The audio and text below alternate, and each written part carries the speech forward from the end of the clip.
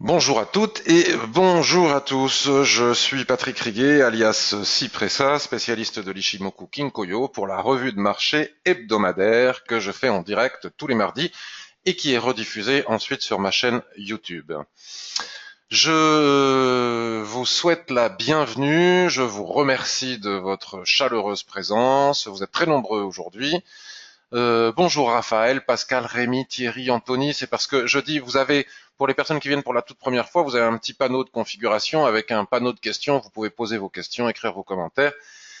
Bonjour Anthony, Sébastien, bonjour Jackie qui me dit tout mon soutien avec les malveillants, c'est gentil. C'est vrai que dernièrement, je subis sur les réseaux sociaux, en particulier Twitter, une campagne de diffamation, calomnie, reproduction partielle d'extraits de ma formation, etc. C'est un petit peu pénible.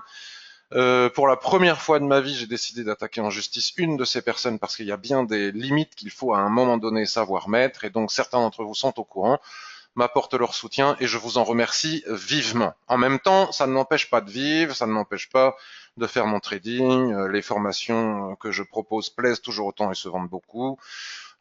Mais malgré tout, il y a, je pense, des limites qu'il faut savoir ne pas franchir, et je considère que certaines limites ont été franchies, notamment avec la diffusion d'extraits de mes formations sur les réseaux sociaux, et ça, c'est une limite que je ne suis pas prêt de laisser franchir. Donc bonjour Dominique, bonjour Marc, très content de te revoir, bonjour Angèle. Cédric, pour une fois, je regarde en direct à cause de la pluie par rapport au travail, à la maison. Ah oui, donc il pleut vraiment très très fort. Si tu peux pas te déplacer, j'espère que tout ira bien. C'est toujours un petit peu inquiétant ces pluies dernièrement. Raphaël, Aziz, Roger, Evelyne. Non, je suis pas énervé. Evelyne me demande si je suis pas énervé. Je pense pas être énervé, agacé certainement. On serait à moins quand on voilà, bon, bref, je veux pas vous embêter avec ça, mais il y a des personnes, notamment certaines connues, qui s'y mettent à plusieurs pour m'attaquer sur les réseaux sociaux. Ça va très loin. Certains prétendent même que j'ai perdu tous mes comptes, que je serais un escroc, que ma femme a divorcé, que mes enfants ceci. Ça va même jusqu'à attaquer des choses personnelles. Je ne sais pas quel est l'intérêt de ces gens-là, mais enfin, bref, on va pas en faire un fromage. Ils peuvent diffamer, ça ne me porte pas du tout conséquence à mon trading, à mon business en général, etc., à mes ventes de formation.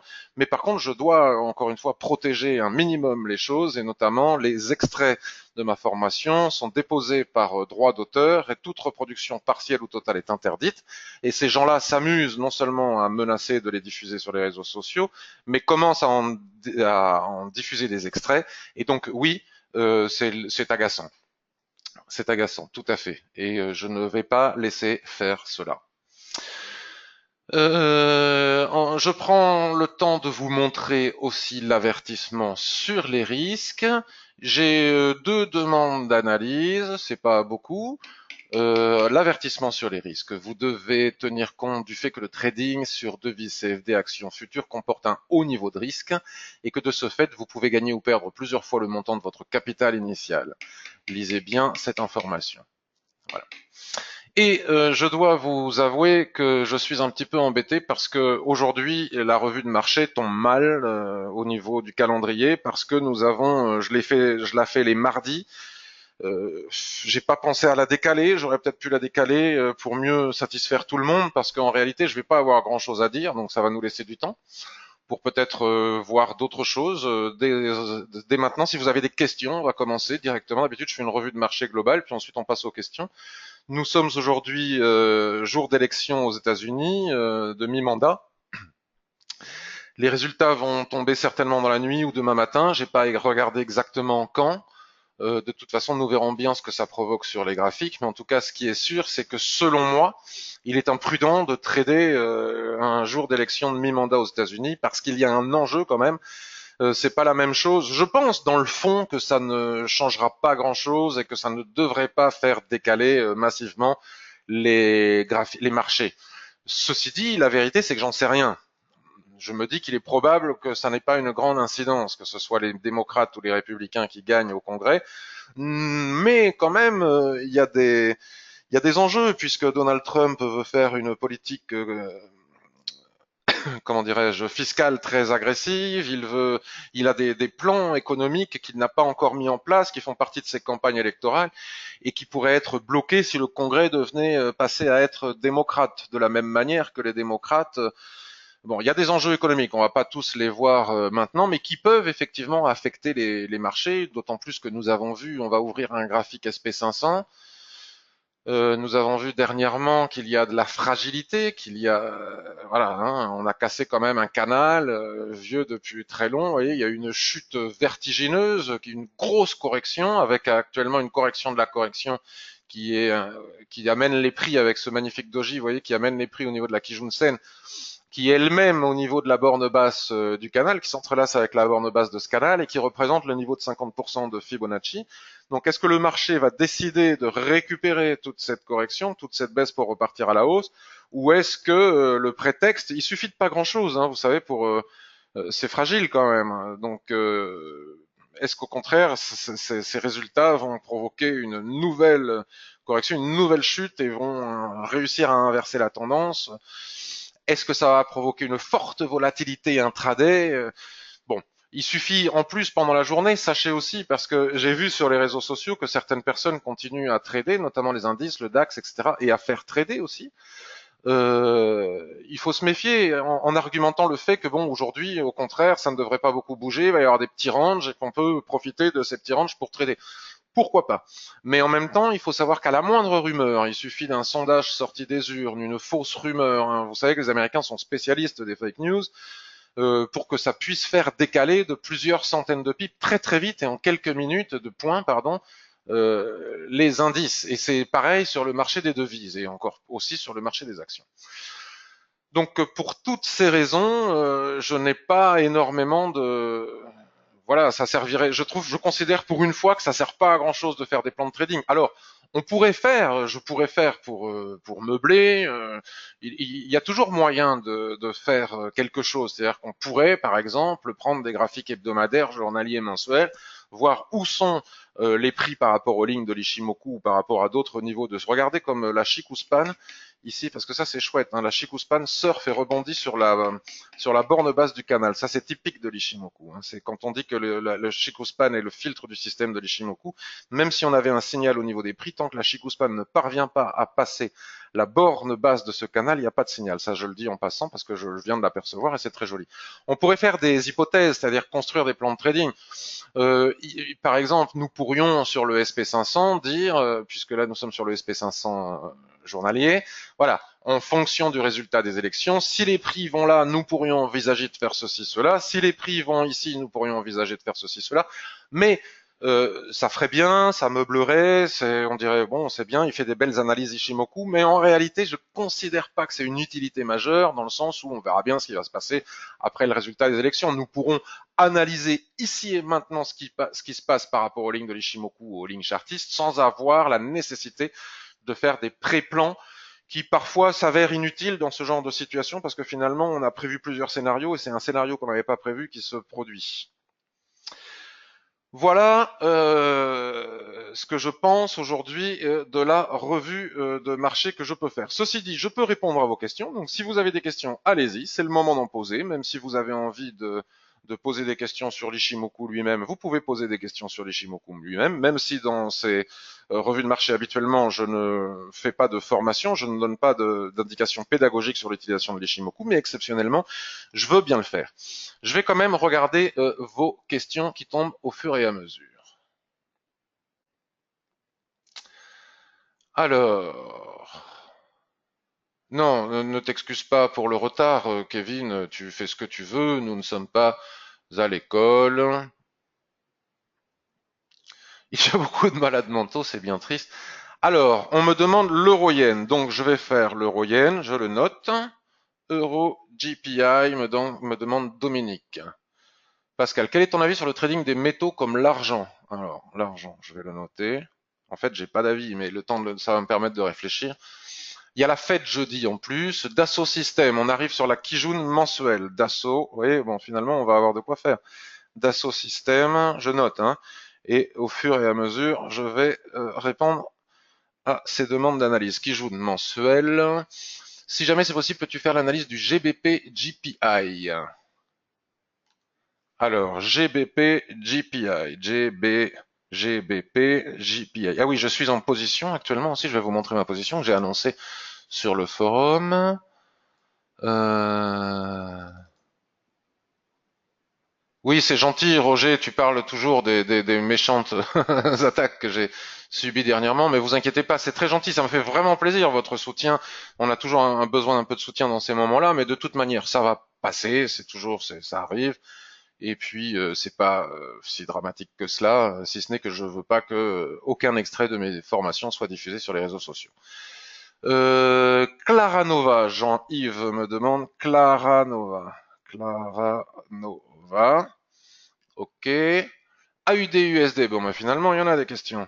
AUD-USD, c'est aussi une demande que j'ai reçue par email. Alors, Sylvie, j'ai une question, peut-être un peu bateau, mais voilà ma question.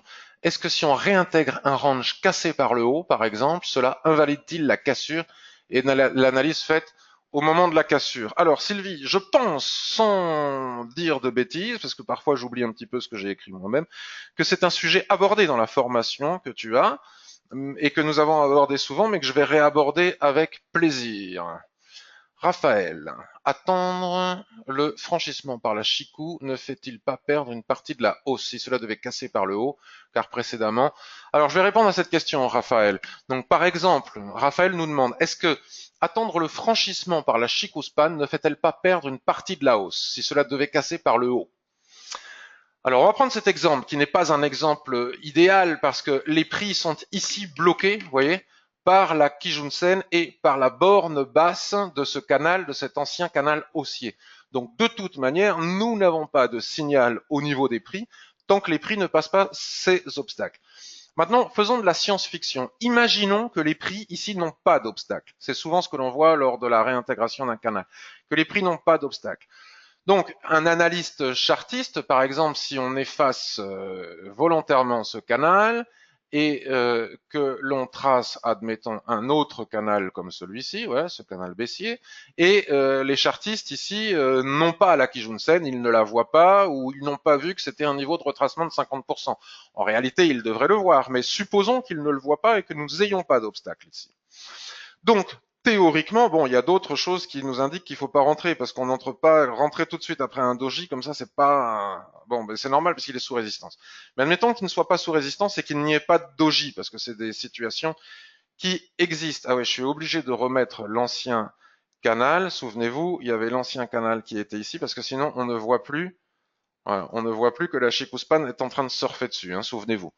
Donc la question de Raphaël est une excellente question, et de savoir, et c'est une question qui revient souvent, certaines personnes considèrent qu'Ishimoku serait en retard, et que à force d'attendre la validation des signaux par l'Ishimoku, on rate des mouvements, voire on rate des opportunités. Parfois c'est vrai, mais très souvent ce n'est pas vrai. Donc l'un dans l'autre, ça s'équilibre. Les chartistes, par exemple, ici, à la cassure de ce canal que j'ai pas très bien tracé, hein, qu'on peut remonter un peu, pourraient considérer qu'il y a un signal des prix et entrer en position.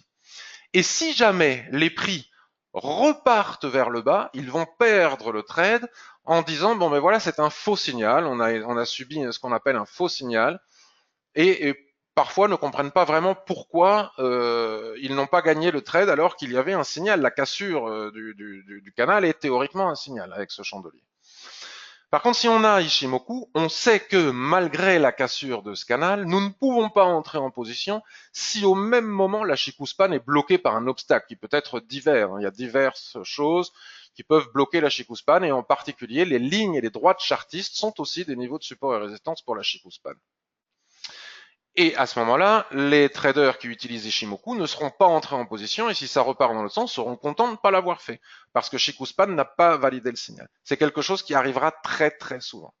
A contrario, si malgré le fait que Shikuspan est bloqué par un obstacle, si on utilise Ishimoku, c'est une règle, on n'entre pas en position si Shikuspan est bloqué par un obstacle. Si à contrario, malgré cela, parce que le trading n'est qu'une question de probabilité et pas de certitude, si malgré cela, les prix continuent leur montée, Les chartistes diront ben, j'ai bien fait de rentrer en position, et les gens qui utilisent Ishimoku disent bon voilà, ça aurait pu être un signal gagnant, mais je ne suis pas rentré parce que je respecte les règles. Il y aura des fois où ça marchera, des fois où ça ne marchera pas. Mais statistiquement, selon mes observations, le fait d'attendre que Shikuspan franchisse un obstacle fonctionne beaucoup plus souvent que le contraire. C'est une configuration qui est tout à fait classique dans les canaux, par exemple. Il y a beaucoup de configurations possibles dans ce genre. Mais admettons, si on a un canal comme ça, très souvent, vous avez les prix, hein, on va dessiner les prix, hop, vous avez ça, on va imaginer que c'est un chandelier rouge, hein, un chandelier baissier. Donc là, nous avons un signal. Alors, on peut dire, c'est pas du tout anti-chartiste, hein, ce que je dis. J'apprécie beaucoup le chartisme. C'est un très très bon système d'analyse technique. Admettons qu'on ait un deuxième chandelier vert ici. Vous voyez, on va faire les choses dans les règles parce que les chartistes, ils attendent la cassure de leur canal, par exemple. S'ils sont bons, ils savent qu'on n'entre pas sur accélération baissière, qu'on n'a pas peur de rater le mouvement et qu'en général, il est prudent, puisque celui-ci intervient dans une grande majorité des cas, il est prudent d'attendre le throwback, le pullback, le repli. Ici, nous avons un chandelier vert et admettons que le chandelier suivant, on va continuer à dessiner des chandeliers fictifs, admettons que le chandelier suivant soit à nouveau un chandelier rouge. Donc nous avons un chandelier rouge qui casse le canal. Un chandelier vert qui est le fameux throwback, le repli. Le repli se termine et nous savons qu'il est terminé puisqu'intervient tout de suite derrière un autre chandelier rouge.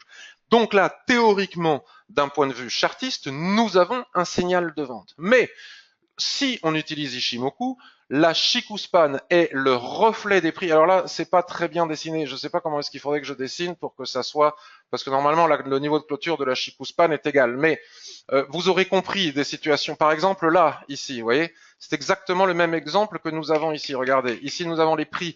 Je suis bête de dessiner cela puisque je l'ai exactement ici. Mais enfin, cela ne va faire que renforcer ma démonstration. Regardez, ici nous avons un chandelier qui casse ce canal haussier.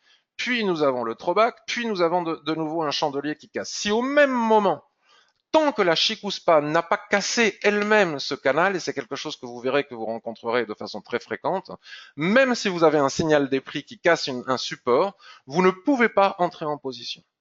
Parce que très souvent, au moment où vous allez le faire, les prix vont repartir dans l'autre sens parce que le marché observe beaucoup ce que fait la Shikuspan et tant que la Shikuspan ne casse pas un obstacle, les prix ne peuvent pas valider cet obstacle. Donc non, nous ne serons pas en retard et nous ne raterons pas un morceau de mouvement parce que de toute façon, en trading, on ne doit pas se poser la question de savoir si je rate une partie de points ou pas.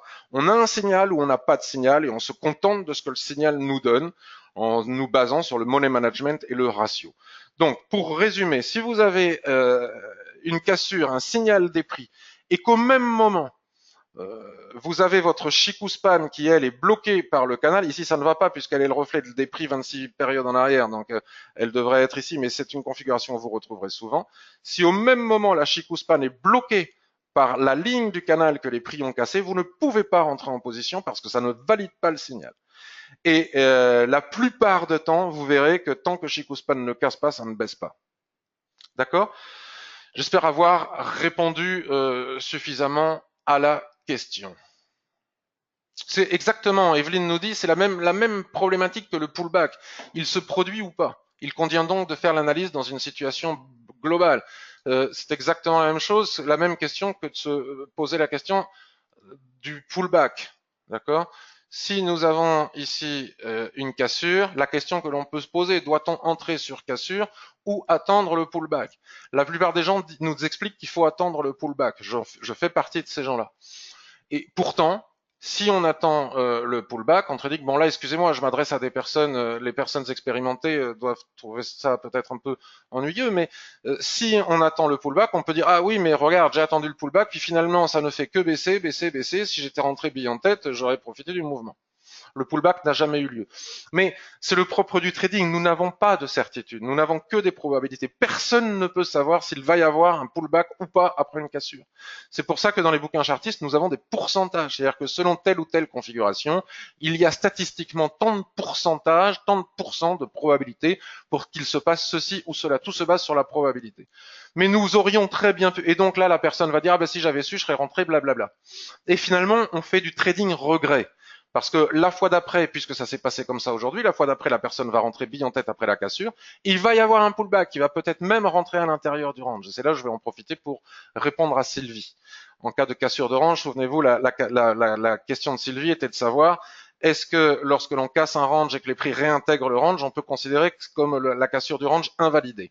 Alors la réponse, donc là, pour finir ma question, excusez-moi, donc c'est une question de probabilité. Donc on établit des règles, on suit nos règles, et quoi qu'il arrive, on n'a pas de regrets, parce qu'il y a toujours matière à avoir des regrets. Mais en agissant toujours de la même manière, en respectant les règles que l'on s'est fixées, et donc si on est un utilisateur de l'Ishimoku, parmi ces règles, c'est si la Shikuspan est bloquée par un obstacle, même s'il y a un signal des prix, on n'entre pas en position. À l'arrivée, à force, en y ajoutant un bon money management, on finit par être gagnant. Par contre, si un jour on fait d'une manière, un autre on fait d'une manière, on peut pas y arriver et on ne fera que nourrir des regrets et se dire ah merde si j'avais su, ah la fois j'ai pas de chance, on va dire, on va mettre la chance dans l'histoire, on va dire j'ai pas de chance la dernière fois ça s'est passé. C'est pas une question de chance, c'est une question que ça marche comme ça. Il y a des règles et il faut les respecter. Parfois, elles nous donnent satisfaction, parfois elles ne nous donnent pas satisfaction, mais à force de respecter les règles, on n'agit plus en termes de satisfaction, mais vraiment en termes de mécanique, de robotisation de la chose.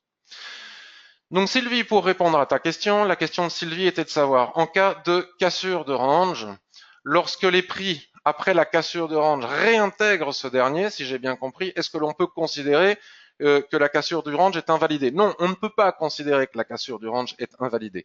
Mais on a un exemple sur l'euro USD en daily. Nous allons aller regarder l'euro USD en daily. Euro USD en daily. Alors attendez, je vais nettoyer tout ce que je peux nettoyer. Voilà. Paf. Voilà, là, on a un exemple typique. Ici, nous avions une dérive latérale en journalier sur l'euro USD. Et ici, avec ce chandelier, vous voyez, les gens qui n'ont pas attendu le pullback, ici, ben, ils s'en mordent les doigts. Et puis s'ils s'en étaient partis à la baisse, ceux qui l'auraient attendu se seraient mordus les doigts aussi. Donc il y a toujours moyen matière à se mordre les doigts. Donc la question est de savoir si cette réintégration de range, notamment ici avec un avalement haussier en plus qui est un signal haussier, peut être considéré comme un signal d'achat. C'est-à-dire que est-ce que à partir du moment où les prix ont légèrement dépassé en dessous du range, cassé en dessous du range, est-ce qu'on peut considérer cela comme un signal d'achat? Et est-ce que les prix, on peut considérer qu'ils vont reprendre leur rotation dans le range? Ma réponse est non. C'est encore une fois une question de règle, il n'y a pas de certitude, c'est-à-dire qu'il existera des fois où, après la cassure d'un range, lorsque celui-ci est réintégré par un chandelier, notamment de retournement comme ça va reprovoquer au minimum une rotation partielle, voire même une rotation complète dans le range. Ça peut arriver. Mais à partir du moment où un range est cassé, on ne peut plus trader le range comme on le tradait précédemment tant qu'il n'était pas cassé. C'est-à-dire qu'avec ce chandelier, on peut considérer qu'on peut rentrer, bien que je préfère, vous le savez, quand il y a des ressauts, tels que je l'explique dans ma formation, parce que les mèches nous parlent. Ici, nous avons un autre exemple typique avec ce marteau, c'est-à-dire que nous avons une mèche basse en dessous, mais le range n'est pas cassé. Au niveau de la clôture, ça rentre, et là, hop, hop, hop, hop, hop, on remonte jusqu'en haut. Parce qu'ici, la réintégration du range, on nous explique en chartisme que lorsque l'on casse un support horizontal, notamment d'un range, souvent les prix font un pullback sur ce support. Mais en réalité, l'observation montre que souvent, on va bien au-delà. C'est comme les lignes de coup. On redépasse les lignes de coup pour repartir ensuite dans le sens inverse. Donc à partir du moment où le range est cassé, il est cassé. Nous ne pouvons pas trader le range. Alors on peut trader un morceau jusqu'à la Kijun Sen, mais on ne peut pas prétendre que les prix vont repartir en haut parce qu'il a été cassé, même si cela peut arriver.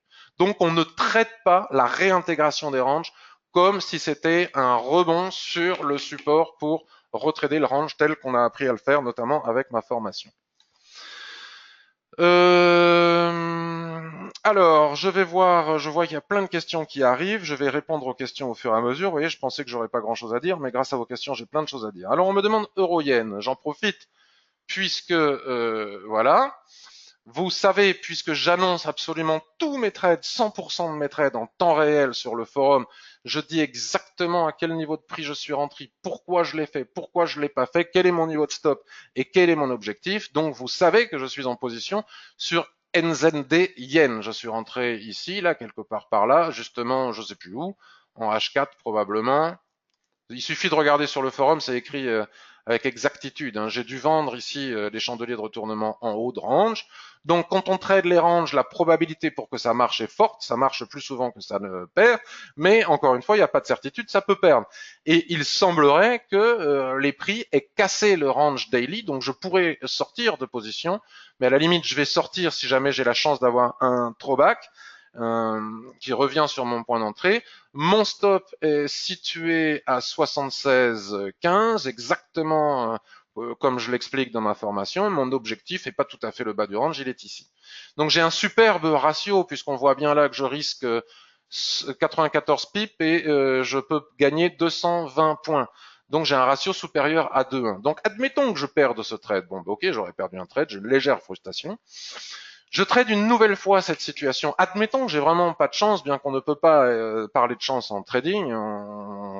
On a raison ou on a tort, mais c'est pas une question de chance. Admettons que j'ai tort une deuxième fois sur un autre trade. Bon, ben, je vais reperdre à nouveau 1% de mon capital, puisque je risque à chaque fois 1% de mon capital. Je refais un troisième trade et je le gagne. Avec un ratio supérieur à 2 pour 1, non seulement j'aurais effacé mes deux pertes précédentes, mais en plus j'aurais gagné de l'argent. Donc, je n'ai pas de difficulté, de problème. Si je perds un trading range qui gagne la plupart du temps, ben, si je le perds, je le perds. Et puis, il suffira que je gagne le prochain pour effacer toutes les éventuelles pertes précédentes que j'aurais établies. D'accord? Maintenant, cela nous amène à la question de l'euro-yen. Donc, à chaque fois que je vais répondre à une de vos demandes d'analyse, je vais préciser qu'on n'entre pas en position, qu'on fait très attention, qu'il faut savoir qu'en cas de problème de liquidité, de contrepartie, de gap, etc., les stops ne sont pas exécutés, sauf si on est chez un courtier à stop garanti. Mais chez un courtier à stop garanti, les marges sont carrément folles et parfois on nous oblige même à avoir des tailles de stop énormes. On ne peut pas mettre le stop où on veut, donc finalement ça n'apporte pas grand-chose. Donc la question euro-yen. Donc on va partir d'un graphique hebdomadaire. Je ne savais pas qu'on allait me poser la question de l'euro-yen, mais regardez ce rectangle que l'on a tracé ensemble il y a déjà quelques semaines continue à fonctionner. Les prix sont partis du haut avec cet avalement, on rejoint le bas ici. Une fois qu'ils ont rejoint le bas, nous avons eu un magnifique marteau ici, qui a priori a la vocation de reconduire les prix jusqu'en haut du range, les a conduits jusqu'à la zone d'équilibre, au point près, vous voyez, tel qu'on l'apprend dans l'information. Puis au niveau de la zone d'équilibre, nous avons eu cette étoile du soir qui nous indiquait que si on était entré ici, il fallait sortir de position. On explique pourquoi aussi. Et puis à partir de ce moment-là, ça navigue sans force, sans conviction, dans ce qu'on pourrait appeler, on a ici pourquoi ça fait ça, je ne sais pas, c'est pas le bon outil. Nous avons ici un range. Voilà, nous avons ici aussi un range. On navigue dans ce range et puis on peut aussi tracer des triangles. Tout ça, ce sont des configurations de consolidation qui nous montrent que le marché attend quelque chose. Maintenant que nous avons nos tracés en hebdomadaire, ben, si on veut trader à plus court terme, il suffit de basculer sur un graphique journalier et regardez au magique ce que l'on a tracé sur l'hebdomadaire. Nous avons bien ici un nuage à l'horizontale avec une succession de twists. Nous savons que ce type de configuration nous indique qu'il y a du range. Ça, c'est les mèches que l'on peut observer, les dépassements ici sont les mèches que l'on peut observer sur l'unité de temps supérieure. Ici, nous avions un avalement qui nous permettait de vendre. Ici, nous avions un avalement qui nous permettait de vendre. Ici, nous avons un marteau qui nous permet d'acheter sur le triangle. Les prix vont maintenant probablement aller chercher la borne haute de ce triangle que l'on peut affiner un peu mieux en daily. Donc c'est un petit peu, voilà, là je vois pas ce qu'il y aurait de grand chose à faire. Si j'avais vendu ici en haut du range, ben, je tiendrais ma position pour essayer d'arriver jusqu'en bas. Mais je ne vois pas d'autres plans de trading, je ne vois rien de vraiment clair et particulier à faire. Donc je bascule parce que tu ne précises pas si tu veux une... Voilà. Donc voilà, regardez, il y a des boîtes dans les boîtes de les boîtes. Hein. Regardez, ici nous avons une phase tendancielle baissière qui est toute celle qui accompagne le triangle. On tape le haut du triangle, ici nous avons des chandeliers d'hésitation. Nous constatons que il est possible de tracer un autre range ici. Donc, si les prix viennent à casser la borne du triangle que l'on a tracé précédemment, ils iront chercher la suivante et le haut du range qui se retrouve à 130. Donc, la probabilité pour que les prix aillent jusqu'à 130 est importante, mais tout ça sous réserve de ce qui va se passer avec les élections aux États-Unis qui risquent de tout faire bouger. En même temps, nous voyons que les prix sont en surachat. Tant qu'ils sont bloqués par ce triangle, s'il y a cassure, on ira en haut, mais s'il y a chandelier de retournement ici, on peut très bien revenir chercher la zone d'équilibre ici. Mais c'est très inconfortable à trader, à mon avis, il faut attendre. Je ne vois pas ce qu'on peut faire de mieux sur l'euro-yen pour le moment. Mais peut-être que tu es en position et que les indications que je viens de te donner te donnent quelques possibilités, quelques informations pour mieux gérer ton trade, parce que vous pouvez parfois poser des questions pour gérer le trade. On me pose aussi la question du GBP GPI. Alors, le GBP GPI, je bascule sur un graphique hebdomadaire et qu'est-ce que je vois? Je vois que c'est totalement à plat. Le nuage est de plus en plus fin, la volatilité est faible et cela nous montre, encore une fois, que le marché est en attente. Nous avons une première dérive latérale ici et puis nous avons un niveau de support ici et un autre niveau de support ici, c'est pas très compliqué. Donc les prix sont partis du haut du range, on va dire ici, ils sont partis du bas du range avec cet avalement, ils sont arrivés en haut, doji, chandelier d'hésitation, avalement, la probabilité d'aller en bas est très importante, puisque nous savons que dans les ranges, il y a des tendances. Tendance haussière qui conduit du haut vers le bas du range, du bas vers le haut du range, pardon. Tendance baissière qui conduit du haut vers le bas du range. Donc là, on a cassé, on se replie ici. Théoriquement, cette zone pourrait être considérée comme une zone de vente avec un stop ici au-dessus, puisqu'on part de la probabilité, encore une fois, le trading n'est qu'une question de probabilité, que si les prix sont partis du haut du range et qu'ils ont cassé la zone d'équilibre, la fameuse zone d'équilibre, la probabilité devient forte pour que ce soit qu'ils aient fait tout ça pour aller rejoindre la borne basse du range qui est ici. Donc ça, c'est probable. Maintenant, je n'entrerai pas en position aujourd'hui. Mais si on a vendu en haut, il n'y a pas de raison pour le moment de sortir de position. La seule raison de sortir de position, c'est si on vient à casser ici les 151,40, alors là, il faut sortir parce que c'est même plus probable. C'est presque certain qu'on va repartir chercher la borne haute du range. Voilà pour le GPP GPI. Ce que je pense de l'argent, m'a-t-on demandé, du métal argent. Alors je ne traite pas l'argent. Il est plus confortable à trader que le gold, qui est très volatile, mais en même temps, il est totalement corrélé au gold. Les métaux précieux, je ne les traite pas parce qu'ils sont trop liés. C'est comme le pétrole. Je déteste trader ce genre d'actifs. Je comprends très très bien que des personnes aiment le faire. On est tous différents et c'est ça aussi qui est bien en trading. Et c'est ça que devraient comprendre parfois les fameux détracteurs dont on parlait au début. Cultiver la différence, je ne trouve pas que ce soit un problème. Bien au contraire, c'est plutôt enrichissant. Donc moi personnellement, le gold, le pétrole et donc par conséquent l'argent, je ne les trade quasiment jamais. Ça doit m'arriver une fois par an, une fois tous les 2 ans, et encore je suis pas sûr, parce que je ne considère pas qu'ils soient très fiables au niveau de l'analyse technique. Ils répondent surtout à la géopolitique, c'est-à-dire que s'il y a des problèmes dans le monde, ça crée la fameuse aversion au risque. Les gens se retirent des marchés actions, des marchés indiciels et vont se réfugier sur le yen, le dollar et en particulier le gold. C'est la raison pour laquelle on l'a vu monter dernièrement. S'il y a panique baissière sur les indices, forcément ça monte sur le gold. Il suffit que quoi que ce soit se passe mal dans le monde, notamment, je sais pas, un attentat, les petites histoires de Trump avec son copain coréen du Nord ou des choses comme ça, et et le gold monte, donc le silver, c'est un petit peu la même chose. Donc voilà ce que j'en pense. Je ne trouve pas que ce soit des actifs fiables à trader, mais ce n'est que mon point de vue. On peut bien évidemment ne pas être d'accord.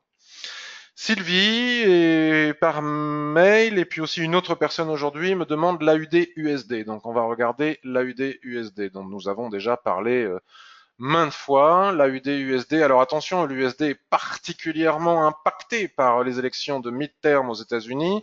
Je serai en position gagnante ou perdante de peu, je sortirai de position parce que vaut mieux être prudent et accepter de perdre quelques euros même si on est légèrement perdant que de s'exposer à un éventuel problème de liquidité avec les élections qui n'aura peut-être pas lieu d'ailleurs. Mais encore une fois, c'est une question de probabilité. Nous ne savons pas si ça va avoir un impact majeur, mineur, si ça va créer de la volatilité forte intraday ou pas. Nous ne savons pas. Mais dans le doute, vaut mieux s'abstenir parce que c'est quand même con de faire du trading casino.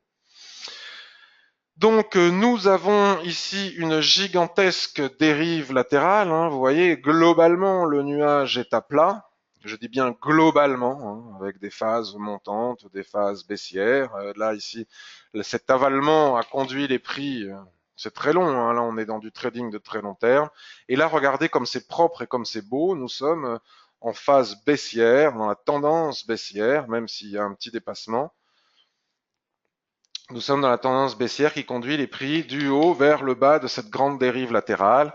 Et par le passé, nous avions déjà établi des supports intermédiaires qui sont toutes les traits noirs que nous voyons ici. Alors, soit en s'alignant sur les prix, soit probablement avons-nous trouvé ces seuils sur le graphique mensuel.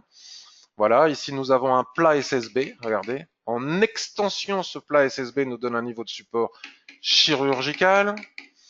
Nous avons ici des niveaux aussi, puis ici nous avons d'autres niveaux qui sont ce plat qui jaune et puis certainement des niveaux que nous avons trouvés sur l'unité de temps hebdomadaire. Il suffit de chercher. Bon, ben là on a un support des prix, même si c'est pas des lignes d'Ichimoku, on ne peut pas ne pas en tenir compte. On voit bien qu'ici les prix ont du mal soit à franchir à la hausse, soit à la baisse ce niveau.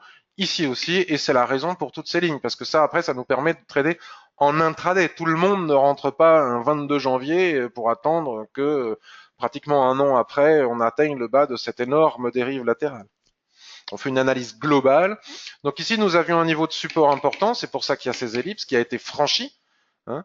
Regardez, nous avons eu une zone un pullback. Bon, ben là, les prix peut-être vont-ils revenir chercher la Kijun. C'est pas parce qu'ils reviennent chercher la Kijun Sen après cette phase de baisse que ça redevient haussier.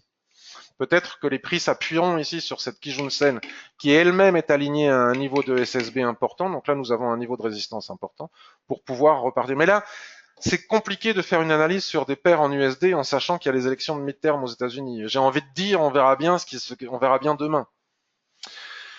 Sur un graphique daily, donc le canal que nous avons vu qui conduit les prix du haut vers le bas du grand range hebdomadaire vient d'être franchi. Et donc là, nous avons un exemple qui fait écho à ce que je vous expliquais tout à l'heure. Malgré le signal ici, regardez, là les chartistes qui n'ont pas fait cette analyse globale que l'on vient de faire et qui ne voient que le graphique journalier. On va retourner sur l'hebdomadaire, pan, et pour que les choses soient plus lisibles, plus claires, on va faire comme ça. Imagine la personne qui n'a pas fait l'analyse globale que l'on vient de faire et qui est indispensable. Beaucoup de gens ne font pas ces analyses globales. Nous, avec Ishimoku, on apprend. C'est difficile au début, c'est très difficile, ça demande un effort intellectuel important, mais à force de le faire, ça devient automatique. Nous, on apprend avec Ishimoku à analyser sur plusieurs unités de temps. C'est une force. Mais on a le droit de ne pas le faire. Donc je vais aussi virer toutes mes lignes horizontales. Je les remettrai plus tard. Pour le moment, ça n'a pas grande importance. Et voilà, nous avons et imaginez les chartistes, encore une fois, ils n'ont pas les lignes de l'Ishimoku, ils n'ont visualisé que le canal. D'accord? Ce qui est très bien, hein? Ce qui est très très très bien, et ce qui est très utile et qui donne de très bons résultats. Le canal est cassé par un Marubozu, la passante ceinture, qui est considéré comme un chandelier haussier important. On pourrait tout à fait acheter cette zone si on est chartiste. Tout à fait, on se dit tiens, le canal baissier, c'est fini, la tendance baissière est terminée, on casse le canal par le haut. Ça n'était pas arrivé depuis des lustres, donc c'est un signal d'achat. Et pour le moment, d'ailleurs, il serait légèrement en gain. Nous, avec Ishimoku, on ne le fait pas. Et donc là, si les chartistes, les prix cassent par le haut, ils auront eu raison, ils nous auront eu tort d'attendre, mais en fait, encore une fois, c'est pas une question de tort ou de raison, c'est une question de règles. Notre Shikuspan ici est bloqué à la fois par sa Kijun-sen et juste au-dessus, ce que je disais tout à l'heure, elle devra s'affranchir du canal. Et si vous observez bien jusqu'où est arrivé ce chandelier, si on prend la mèche de ce chandelier, c'est là où vous voyez la pertinence, la force, la puissance de l'Ishimoku. Si on regarde où est allée exactement cette mèche, au niveau des 0,7257. Et si on observe bien, ce niveau, c'est pile poil le canal qui est ici. Ça veut dire qu'en séance, pendant la montée en séance journalière de ce chandelier, la Shikuspan qui accompagne le mouvement, elle est venue taper la ligne du canal ici. Regardez, on va tracer un trait pour que vous voyez bien, parce que je trouve ça extraordinaire. La puissance de l'Ishimoku, regardez. Elle est venue pile poil, la Shikuspan, puisqu'elle est le reflet des prix 26 périodes en arrière. Si on compte, là, il doit y avoir une 26 chandeliers. Je le sais, parce que rien qu'en regardant. La Shikuspan est venue taper le canal, et au moment où notre Shikuspan est venue taper le canal ici, hop là, les prix ont tout retracé. Donc le gars qui a acheté ici, il était content, puis finalement il s'est fait peur, parce que une étoile filante sous résistance, c'est plutôt baissier. Donc cela nous prouve et nous démontre qu'il est pertinent d'attendre que la Shikuspan casse ces obstacles malgré le signal des prix qu'il y a ici. qui ne valide pas tant que la Shikuspan. Et si les prix continuent à monter, bon, ben, les shortistes auront bien fait de rentrer. Mais si les prix venaient à retracer aujourd'hui, d'ailleurs, nous sommes en total surachat, hein, si les prix venaient à retracer aujourd'hui, ben, on pourra dire aux gens chartistes, oui, mais si tu avais eu Shikuspan, tu aurais su que tu ne pouvais pas valider ton signal chartiste. Bon, et en plus de cela, les prix sont eux-mêmes confrontés à la SSB du nuage ici, qui est un gros morceau à franchir. Donc, autrement dit, si les prix cassent tous ces niveaux, à ce moment-là, on pourra dire aux gens qui pratiquent l'Ishimoku, vous voyez, vous êtes en retard. Par contre, si jamais les prix sont rejetés par tous ces niveaux de résistance que ne voient pas les chartistes, puisqu'ils n'ont pas Ishimoku, à la fois Shikuspan et la SSB ici, nous pourrons dire aux chartistes, ben voilà, tu vois, des fois, utiliser Ishimoku filtre bien les signaux chartistes. Voilà pour la UD USD. J'en dis pas plus parce que tout est là, quoi. Il n'y a pas de signal d'achat. Il n'y a pas de signal d'achat. Même s'il y a un essoufflement de la tendance et une remise en question de cette petite tendance baissière, probablement pour aller chercher la Kijun-sen qu'on a vu sur les unités de temps supérieures. Je continue encore une ou deux questions, puis je viens voir vos très nombreuses questions. Une ou deux. Alors, on me demande Dassault Systèmes.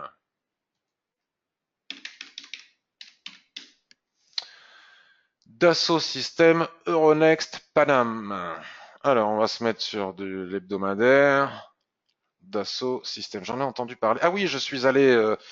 Ma femme faisait une conférence TED là. Je ne sais pas si vous connaissez les conférences TED. Il y a un monsieur de Dassault Systèmes qui est venu faire une super conférence sur les batteries électriques et sur ce que ça représente au niveau géopolitique. Et il travaille à Dassault Systèmes. C'est pour ça que ça me disait quelque chose. Donc Dassault Systèmes en hebdomadaire est totalement haussier. Hein. Regardez, c'est haussier. Mais là, tels les indices que nous avons vus dévisser ces dernières semaines, eh ben si les indices dévissent, c'est que le marché action dévisse. Hein. Sinon, les indices ne dévisseraient pas. Donc, ça reste malgré tout à fait haussier, mais le nuage commence à se mettre à plat, et si on devait descendre encore un petit peu plus davantage, on pourrait avoir un twist ici qui nous donnerait une période de dérive latérale. Parce que moi, ce que je pense, ce qui va se passer sur les indices et sur les actions, il suffit d'être patient, c'est qu'après une forte correction, sauf s'il y a panique baissière supplémentaire, donc à ce moment-là, début de crack, vous savez que le crack, c'est pas une question de savoir s'il va y en avoir un ou pas, c'est évident qu'il y en aura un, la question est de savoir quand. Donc s'il y a crack, bon ben tout ce que je dis est inutile et n'a aucun intérêt. Par contre, s'il n'y a pas crack, après des fortes corrections comme celles qu'on avait vues sur le marché, qu'on a vu sur le marché indiciel, et comme on peut voir ici sur Dassault Systèmes, la plupart du temps, ça se solde toujours par une grande période de dérive latérale, qui va être super facile à trader. Donc là, tous les gens qui nous expliquent qu'ils ont gagné beaucoup d'argent sur la vente des indices, etc., attendez un instant, on frappe à ma porte, mais les gens se trompent. Juste un instant, c'est des techniciens d'Orange, je reviens. Oui, parce que je suis non, c'est là-haut. C'est juste au-dessus, là. Ouais. De rien. Excusez-moi, c'est pas ici les techniciens d'Orange, tant mieux, sinon ça voudrait dire que ça ne pouvait pas fonctionner. Donc qu'est-ce que je racontais? Oui, il va y avoir une période de dérive latérale, donc toutes les personnes qui ont réussi à vendre dernièrement, vraiment toutes mes félicitations, c'est super. Moi, c'est pas ma pratique encore une fois, une différence qui est juste ni bien ni moins bien, c'est juste une différence. C'est pas ma pratique que de vendre des accélérations baissières. Je sais que va arriver une période de trading range derrière et qui va être super facile à trader et où ça sera à notre tour ou à mon tour de ramasser ce qu'il y a à ramasser sur le marché action et sur les indices.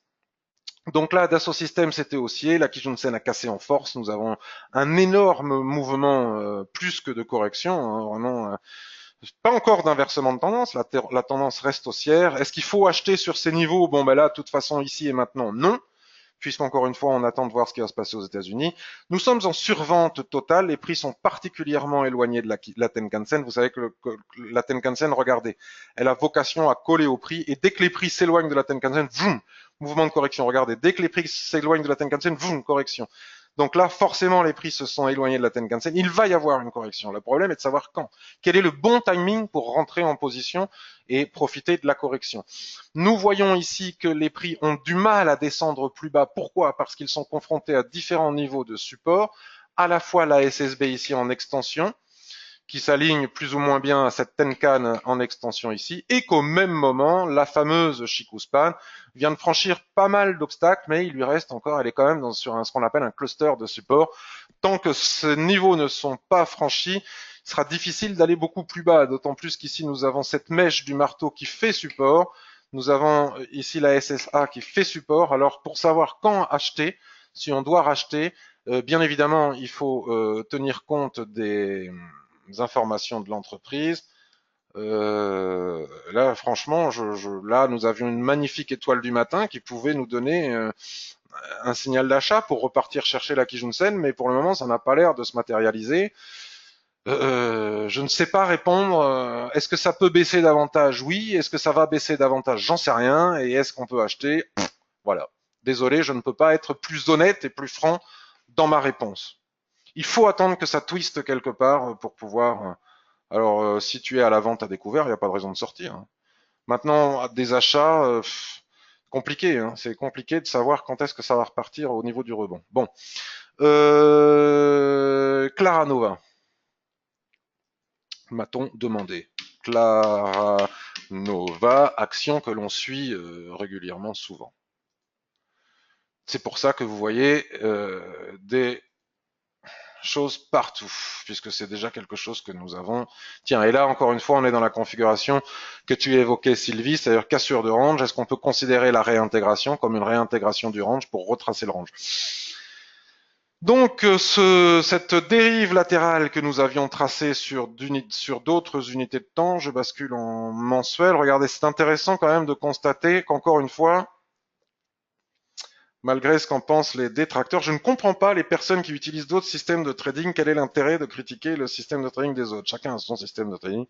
Ils sont tous plus ou moins bons d'une manière différente, telle qu'on vient de le s'apercevoir. Encore une fois, une démonstration magique de la puissance des lignes de l'Ishimoku, notamment sur les unités de temps supérieures. Ici, les prix ne parviennent pas à franchir ce niveau de plat SSB ici et maintenant au-dessus des prix, et ça dure depuis janvier 2018. D'accord? Donc, tant que les prix ne franchiront pas les 1,12, il sera difficile d'envisager d'aller plus haut.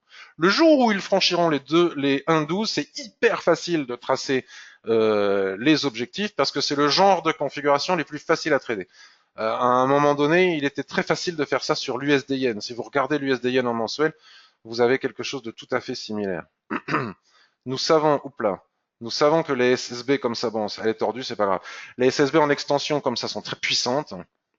Donc le jour où on casse, on va la matérialiser aussi, celle-ci. On va la matérialiser comme ceci. Le jour où on casse ce niveau, toutes les SSB suivantes seront très probablement atteintes. Pour le moment, c'est pas gagné. Nous avons un twist après cette forte tendance baissière et les prix sont dans un range comme celui-ci. Donc si on revient sur hebdomadaire, on va retrouver tout notre tracé. Voilà, le grand range mensuel, vous voyez.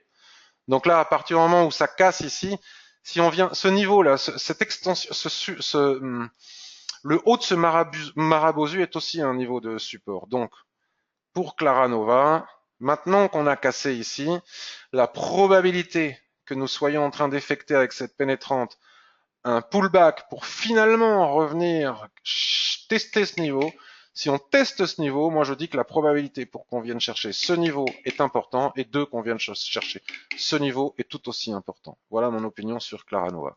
En journalier, nous pouvons établir des plans de trading à découvert, vente à découvert et à l'achat. Vous savez que moi, je ne suis pas trop pour les plans de trading à découvert sur le marché des actions. Vendre sur le marché du Forex, ok. Sur le marché des actions, c'est pas trop ma tasse de thé. Tu vois, cassure, comme je disais, du range que l'on vient de voir sur l'hebdomadaire, pullback, avalement, probabilité sur ce niveau de résistance qui est la borne de cet ancien range. Regardez comme tous les tracés sont pertinents au point près, hein. C'est bien ce qui montre la pertinence de l'Ishimoku. Et hop, probabilité d'aller chercher tous les niveaux suivants. Et si on casse le canal ici, on ira chercher tous les niveaux. Le jour où on casse les fameux 1,12 ou je sais plus combien qu'on a vu tout à l'heure, eh bien toutes les extensions de SSB que l'on a tracées sur le mensuel seront des objectifs à atteindre pour les prix. Je crois que j'ai rien oublié. Dassault Systèmes qui joue de mensuel. Ah, j'ai pas regardé ça. Dassault. Je reviens deux secondes sur Dassault pour répondre vraiment complètement à la question qui joue de mensuel. Oui, enfin, qui joue de mensuel, elle est encore un peu loin, hein. Elle est encore un peu loin. Ce sera très probablement une zone à observer pour un éventuel rachat dans le sens de la tendance. Même pas. Pas la tendance de fond en tout cas. Voilà, ce sera une zone à observer, mais bon, Elle est encore très loin, hein. Moi, je n'irai pas la vendre, j'irai plutôt l'attendre pour m'appuyer dessus pour un achat éventuel, mais en tout cas pas vendre. Parce qu'encore une fois, la Kijun, excusez-moi, représente ici, je suis désolé, j'ai avalé de travers, la Kijun-sen ici représente 50% de retracement de tout ce mouvement haussier. D'accord? Si on prend Fibo, on part d'ici, on va en haut, 50%. Son niveau plat ici. D'accord? Son niveau plat. Après, il faudrait retracer. 50% de retracement. Là, nous avons les 23,6, les 38,2. Si on casse les 38,2, la probabilité d'aller chercher la Kijun est importante. Mais tant qu'on n'a pas cassé les 38,2, qui peut savoir s'il va y avoir un retracement de 38, de 50 ou de 61%? On ne peut pas savoir. Donc souvent, les Fibos sont très intéressants. Comme ça, on veut viser la Kijun-sen, mais tant qu'on n'a pas cassé le niveau de Fibo de retracement précédent, c'est pas la peine. Par contre, on peut tracer, et ça, c'est quelque chose que vous pouvez faire avec le Forex aussi. Maintenant, si je bascule sur du H4, par exemple, vous allez voir que, mince, excusez-moi, vous allez voir la pertinence de ce que l'on vient de voir ici. Bon, mais là, en plus, on a un range délimité par les niveaux de Fibo, c'est plutôt cool. 23,6, 38,2. Si on casse les 38,2, on attend le pullback et à ce moment-là, on peut aller chercher les 50%. Ouais. Quand on a un objectif comme ça, Ishimoku, on peut voir ce que racontent les Fibo, ils nous donnent le bon timing parfois. Associé au chandelier japonais, c'est juste parfait. Euh... Et ensuite, je ferai. Alors, on me demande le mini DAX futur par email. On a demandé le mini DAX sur futur. Donc là, nous sommes sur le DAX futur. Bah, le DAX futur, faut pas y toucher, hein. Si vous avez des vendeurs de signaux aujourd'hui qui vous font trader le DAX, n'oubliez pas que souvent, ils pratiquent aussi l'affiliation, c'est-à-dire qu'ils touchent des commissions sur vos trades, donc c'est pour ça qu'ils ont intérêt à vous faire trader quoi qu'il arrive. Mais pendant les élections du mid-term, moi je ne pense pas que ce soit pertinent. Il faut sortir de position et attendre, on n'est pas pressé. C'est pas trading, c'est pas un jeu, on attend qu'on trade aujourd'hui ou qu'on trade demain. Donc nous avions cette dérive latérale, elle a été cassée, pullback dessus. Et là maintenant, qu'est-ce qui va se passer? C'est difficile à dire. Les prix maintenant stagnent ici sur ce niveau. Regardez une fois de plus comme les niveaux de l'Ishimoku sont pertinents et puissants. Tac, nous avons un niveau ici. Nous avons un niveau ici et les prix vont chercher ces niveaux. J'ai pas d'opinion, je suis désolé, j'ai pas d'opinion. Tant que les élections de mid-term ne sont pas passées, j'ai pas d'opinion sur les indices. Alors ce que j'écrivais hier, c'est que j'écrivais ici hier ça, une analyse sur TradingView. Je ne sais pas si c'était avec le CAC 40 ou avec le DAX, mais c'est strictement la même chose.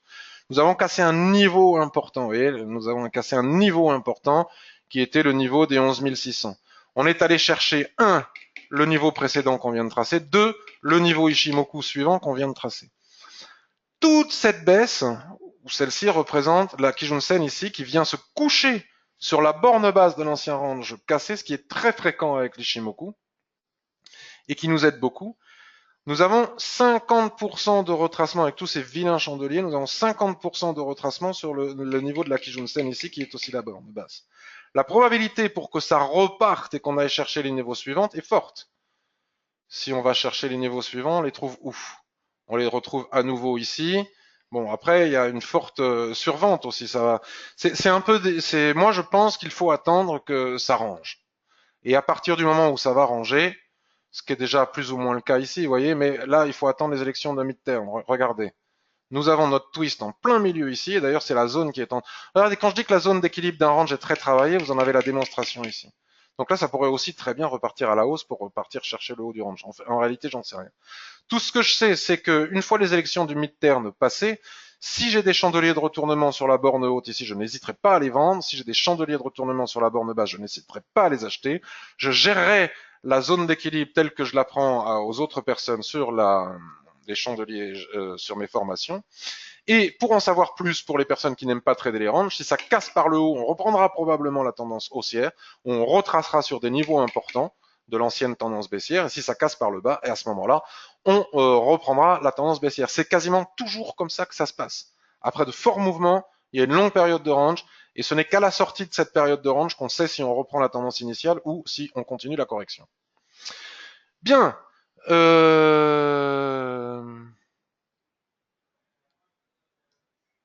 Alors, Ah, je suis allé voir Dassault Aviation et non pas Dassault Systèmes. Bon, je m'excuse. Je vais voir toutes vos questions.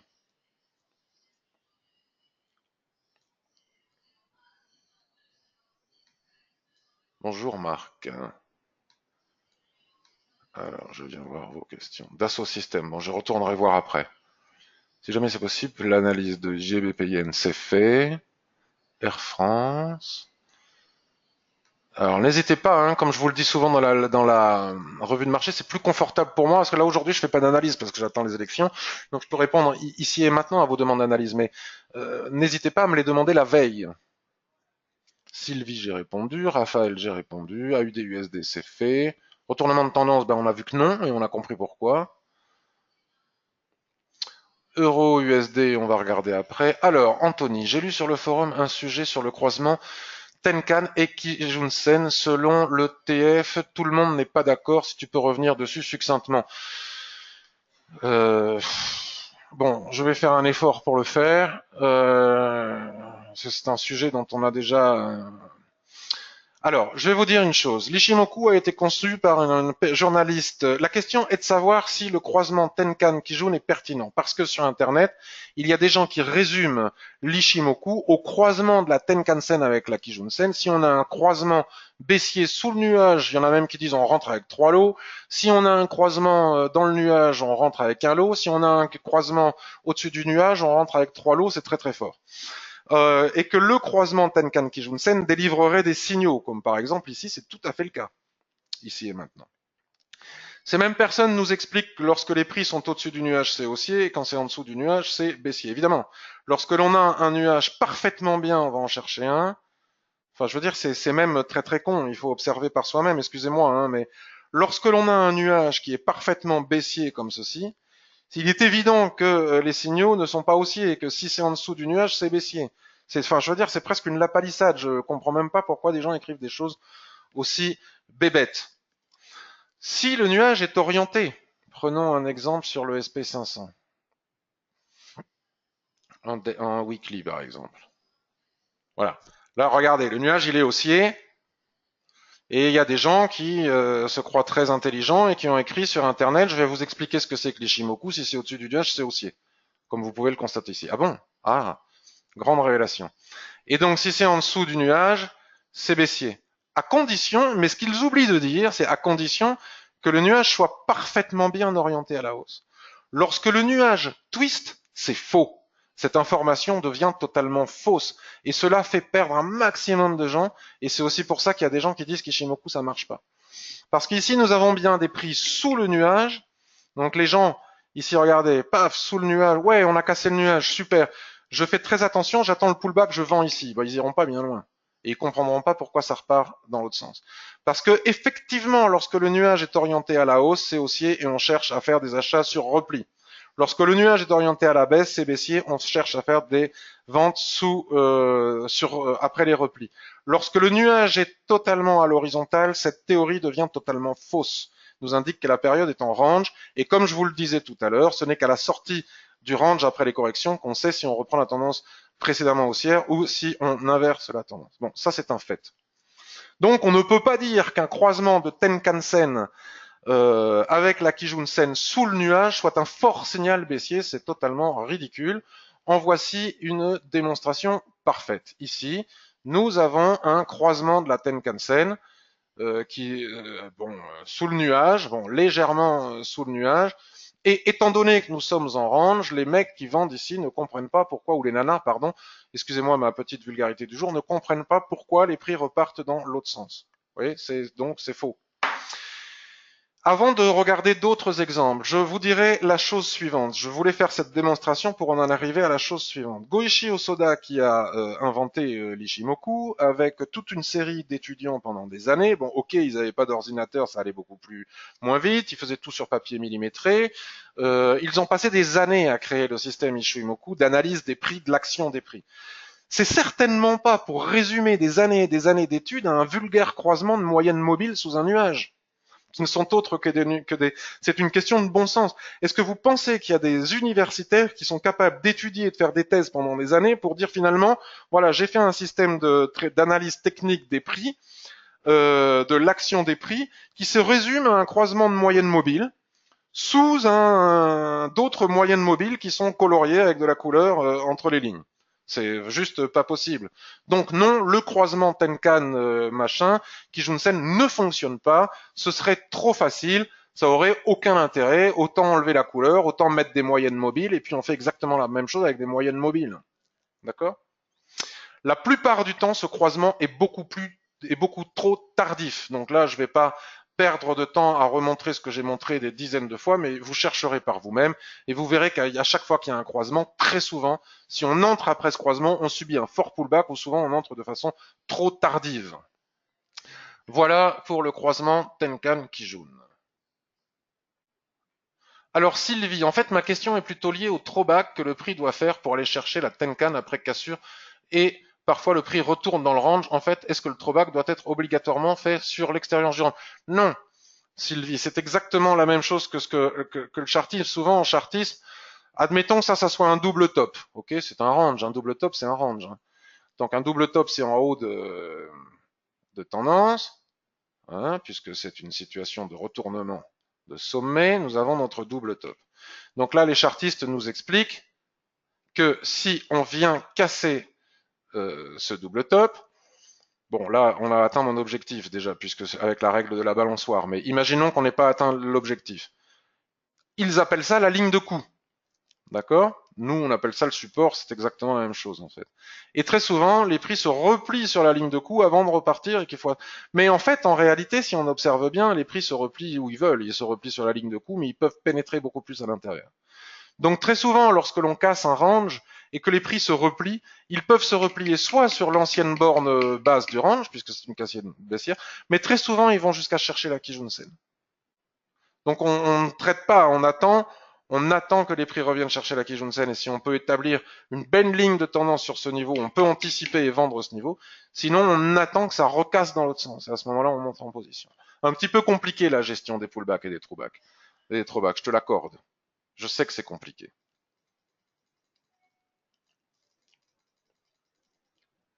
Merci Francis, moi aussi je suis heureux que tu sois là. Alors Cédric, penses-tu que les stops en CFD sont un peu vite atteints par les brokers qui surveillent nos trades? Ce n'est que ma faible expérience qui me laisse méfiant par rapport à ça. Oui, il y a beaucoup de traders, de courtiers CFD escrocs, et c'est une des raisons pour lesquelles le Forex a été attaqué par l'AMF, etc. Parce qu'effectivement, il y a des pratiques d'escrocs, notamment tous les courtiers qui se trouvent à Chypre, enfin pas tous, mais beaucoup de courtiers qui se trouvent à Chypre ou dans les paradis fiscaux, etc. Les CFD, c'est-à-dire que je ne vais pas faire un cours sur les CFD, c'est eux qui font la cotation, c'est leur cotation, qui souvent est alignée à celle du marché interbancaire, mais pas toujours. Ils peuvent manipuler les prix. Et si le trader devient gagnant, ils vont manipuler les prix pour que celui-ci perde le plus souvent. Mais il y a aussi des courtiers CFD qui sont tout à fait honnêtes et qui ne pratiquent pas du tout cela. Donc c'est pour ça qu'il faut bien regarder chez qui on trade les CFD et en particulier le faire chez des courtiers régulés en Europe, voire en France, avec l'Angleterre et le Brexit. Je ne sais pas comment ça va se passer, parce que beaucoup de ces courtiers honnêtes, ou plus ou moins honnêtes, ou en tout cas moins malhonnêtes que les autres en CFD sont en Angleterre. Mais effectivement, ça arrive sur les comptes CFD, notamment tous ceux qui vous proposent des bonus, tous les courtiers. Il y a aussi une liste noire de l'AMF à éviter, mais enfin, ils ont tendance à disparaître ces derniers temps. Raphaël, c'est clair, je dois m'absenter. Merci pour la qualité de ton travail, c'est très gentil, Roger. Alors, on va regarder Air France. Valéo, je peux pas tous les faire, hein, Marc. Il faut me faire les demandes la veille. Il faut aussi regarder la volatilité pour confirmer, me dit Pasic, parfaitement, ainsi que le VIX. Cornel, est-ce que Ishimoku lui-même peut nous enseigner sur les divergences? Je ne sais pas. Non, j'ai pas de réponse à cette question. On peut marier hein, les divergences. Vous savez, moi, les divergences, admettons, là, on n'a pas de divergence. Est-ce qu'ici, on a une divergence? Bon, si vous trouvez une divergence, vous pouvez regarder les lignes de l'Ishimoku, ce qu'elles disent à ce moment-là. Si vous avez un signal de divergence qui est confirmé par l'action des prix, parce que Ishimoku n'est pas un indicateur. Si on en revient au croisement dont parlait Anthony tout à l'heure, on réduit l'Ishimoku à un indicateur. Ishimoku n'est pas un indicateur, c'est un outil qui nous permet de faire de l'analyse technique de l'action des prix. Voilà. Donc, si l'action des prix en relation avec les lignes de l'Ishimoku, délivre un signal au même moment qu'une divergence, ça renforce notre signal. Mais c'est tout ce que j'aurais à dire.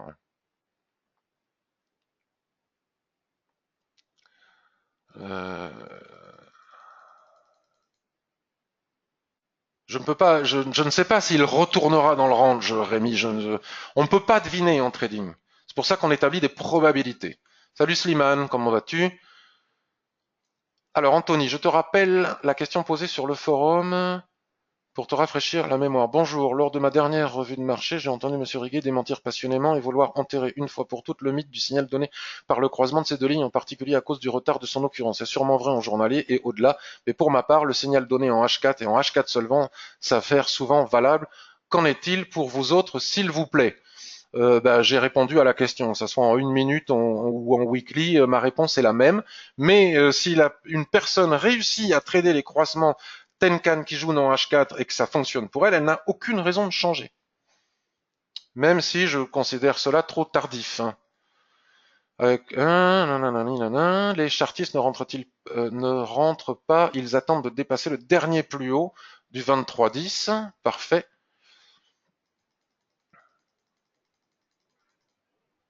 J'ai pas compris, Raphaël, pourquoi VAD sur Forex oui et action non. Validité, il faut que tu reprécises la question, Raphaël, je ne la comprends pas.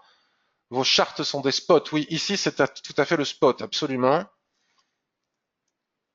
Alors j'ai fait Dassault Aviation au lieu de Dassault Système.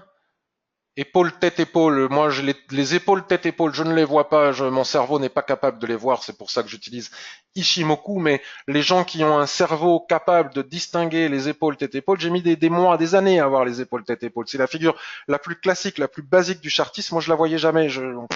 Je ne la comprenais pas. Je sais jamais si l'épaule elle est trop loin, trop près, trop éloignée, trop ceci, parce que il y a épaule, tête, épaule, mais il faut que ça corresponde à des critères aussi très. Donc c'est pour ça que ma vue, mon cerveau utilise Ishimoku avec plaisir parce il peut s'affranchir de sa difficulté à voir certaines figures chartistes.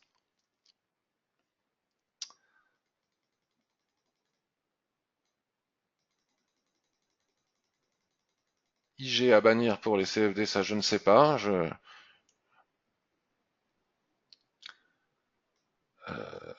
Merci beaucoup pour cette revue de marché. Ah, pourquoi je vends pas à découvert sur les actions et que je vends facilement sur le forex? Question d'habitude, parce que j'ai toujours entendu dire que c'était délicat de vendre à découvert sur actions, que c'était prendre des risques inconsidérés. J'ai une pratique de le faire depuis très longtemps sur le forex, donc c'est pour ça que je le fais pas et que je trouve que c'est plus facile à trader par expérience les actions que de toute façon je traite très peu, voire quasiment jamais à l'achat qu'à la vente. Difficulté que je ne ressens pas sur le marché du Forex. Alors, Dassault Systèmes et non pas Dassault Aviation, et je terminerai là-dessus. Dassault Systèmes, Euronext Paris. Ben si, regarde, c'est bien Dassault Systèmes, c'est écrit là, Dassault Systèmes. J'espère que cette revue de marché vous a plu, que bon, elle était un peu différente de celle de d'habitude, elle était aussi très longue. Merci pour ton amitié Anthony, c'est réciproque. Merci à tous. Je vous souhaite une excellente semaine. Je vais diffuser ensuite cette vidéo sur YouTube. Si vous la voyez passer sur Twitter, si vous voulez la retweeter massivement, ce sera très aimable à vous, ainsi que toutes mes analyses. Si vous aimez mon travail, merci de le retweeter. Si vous avez aimé mes formations, merci aussi de l'écrire sur le livre d'or, comme certains l'ont fait ces derniers jours. Je vous souhaite une excellentissime journée.